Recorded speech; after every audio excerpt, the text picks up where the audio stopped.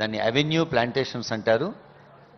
అంటే ఇళ్ల మధ్య, వీధుల మధ్య, పెద్ద పెద్ద రోడ్ల మధ్య ఈ అవెన్యూ ప్లాంటేషన్ మనకు కంటికి ఇంపుగా కనిపించడం, అంతేకాదు మరి రవాణా సాఫీగా సాగేందుకు కూడా ఈ డివైడర్స్ ఉపయోగపడతాయి. డివైడర్స్ వచ్చే ట్రాఫిక్ని వెళ్ళే ట్రాఫిక్ని డివైడ్ చేయడానికి. ఎక్కడైతే గ్రీనరీ ఉంటుందో అక్కడ ఒక ఆకుపచ్చని అనుబంధం ఉంటుంది.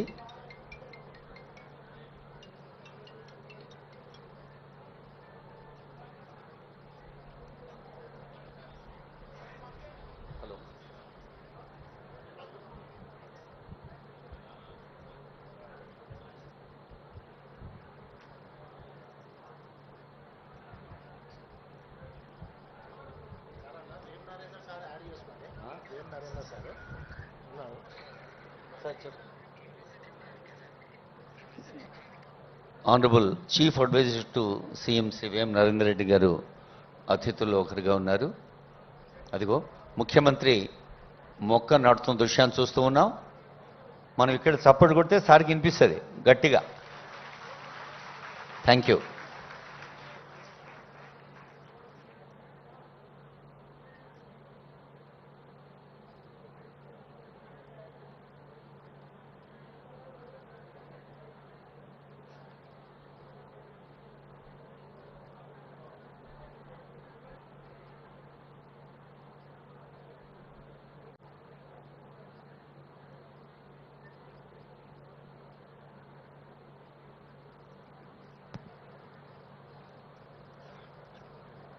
సాధారణంగా ఆకాశం మీద ఉంటుంది హరివిల్లు, కానీ నేలనే హరివిల్లుగా మార్చేవి చెట్లు, మొక్కలు, పూలు, పళ్ళు. అలాంటి హరివిల్లు ఆరోగ్యాల సిరిజల్లుగా,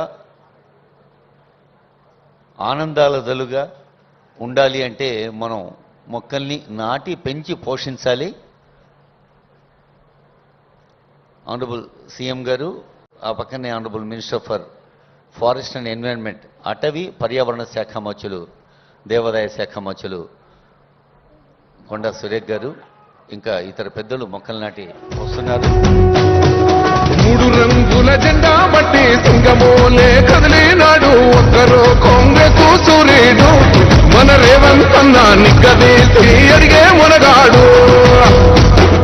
వీడు భూమిన వానైతాడు, బీద సాగల ధైర్యం వీడు, దొంగ దొరల భరతం పడతాడు. మన రేవంత్ అన్న పేద ఇంటికి పండుగ తెస్తాడు. సోనియమ్మ దివెనతోని రాహులన్న సైనికుడయ్యి పెద్ద కొడుకై యుద్ధం చెయ్య సిద్ధమాయే రేవంత్ అన్న. మూడు రంగుల జెండా పట్టి సింగమోలే కదిలినాడు ఒక్కరో కాంగ్రెస్ సూర్యుడు, మన రేవంత్ అన్న నిగ్గదీసి అడిగే మునగాడు.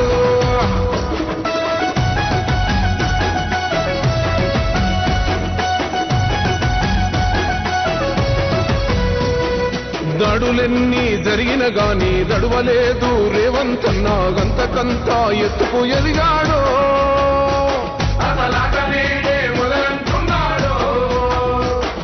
మొక్కనాడు పోలేదు, ఒక్కడయ్యి కొట్లాడాడు, అందుకే పెద్ద నాయకుడయ్యాడు.